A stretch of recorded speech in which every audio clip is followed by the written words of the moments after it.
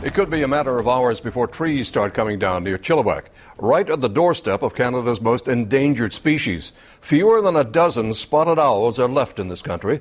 As Kirk Williams reports, the logging is happening in an area that's supposed to be protected.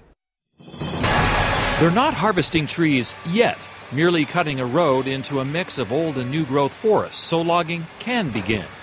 For the Tamahai Logging Company, it means a good year's work for at least 20 people. But environmentalists say something else is at stake.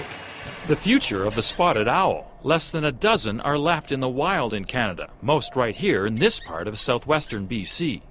Last year, the provincial government set up designated areas to protect the owls. And what do? They make a protected area and then they turn around and allow logging in it.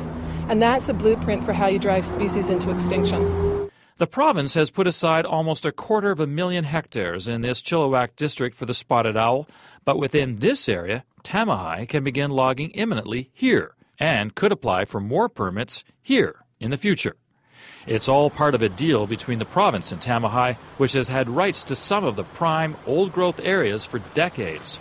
The province negotiated with Tamahai to give up some of those areas for the owl by allowing it to harvest more marginal parts of the wildlife area.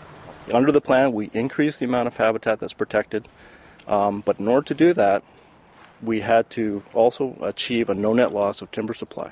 But people living nearby say the deal has ignored their concerns about losing the pristine area. They don't seem to be all that concerned. It seems to be, again, about the almighty buck and making as much money as possible, as quickly as possible, to sustain our out-of-control economy. Advocates for the spotted owl say all of this could have been prevented if BC had strong legislation to protect endangered species. But they say BC is one of the few provinces in Canada that doesn't. Kirk Williams, CBC News, Vancouver.